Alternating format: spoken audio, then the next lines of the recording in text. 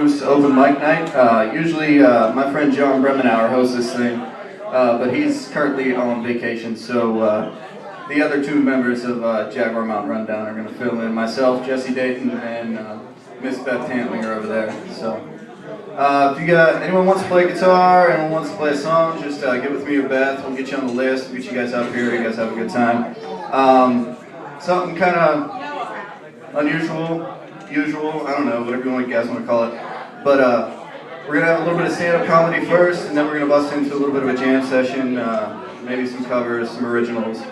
Whatever you guys want to do, if you guys want to get up here and sing something, just come see me or Beth. We'll be floating around here. Just punch us, hit us, whatever. But first off, we got my good friend Evan Dowdell here. He's going to do some of his fantastic stand-up comedy for us.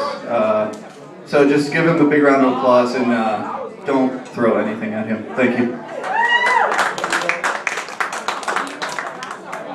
Thank you guys. Thank you Moose. Thank you Jess. Thank you Jaguar Mountain Rundown for hosting this lovely event. Very nice.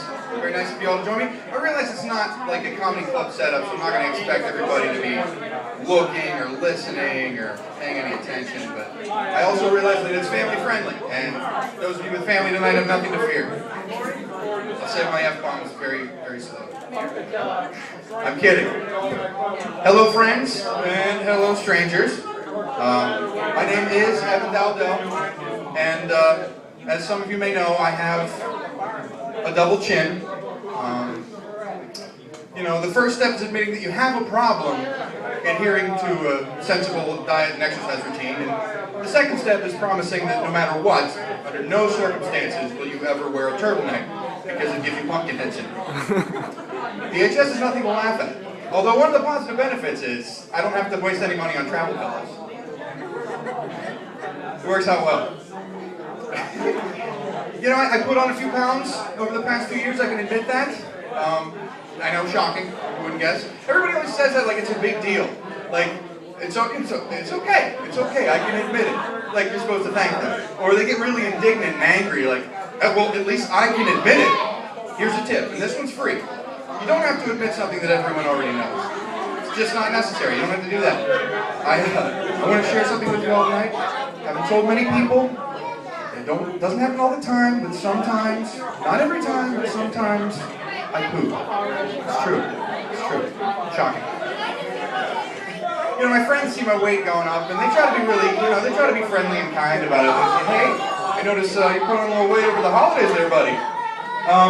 No, it's June 3rd. I'm just fat, bro. It's had nothing to do with the holidays. Would it make you feel better if I said, yeah, I really ballooned up during Autism Awareness Month. I let myself go. You know? No, it wouldn't help, would it? Of course not. I can admit it, okay?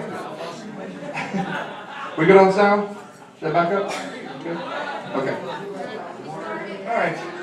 Let's keep moving right along. I lost my train of thought. Okay. Hey, actually, I lied to you earlier already. Way to start the show, right? I did not gain a bit of weight. I gained a railroad tie of weight.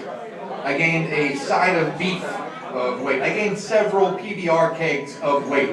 The third one's actually close to the truth. But I was lucky in that I had it to gain, you know? Well, most of it.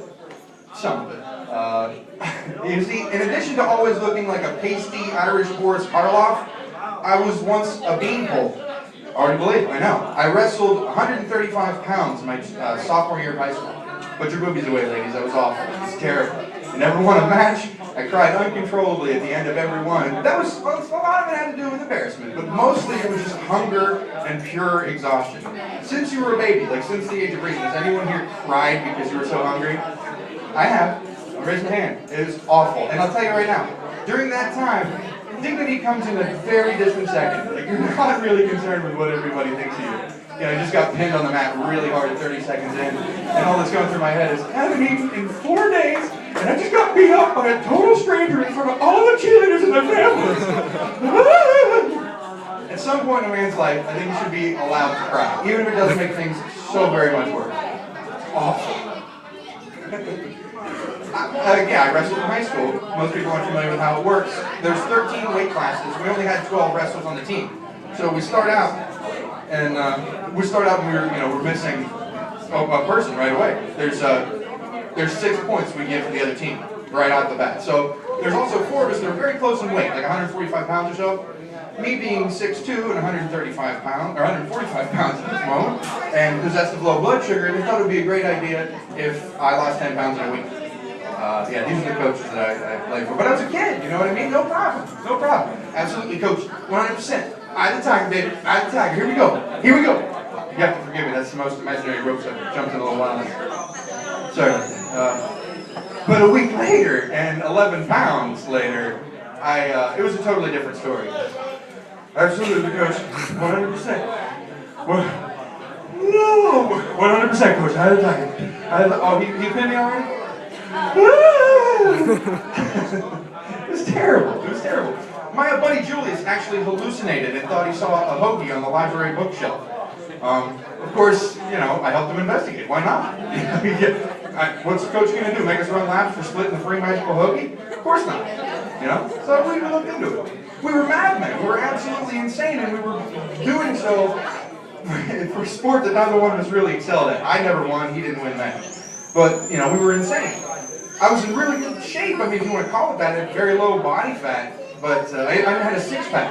But I'm pretty sure that was just like my distended, empty colon pushing against bare skin, you know? I didn't have anything left.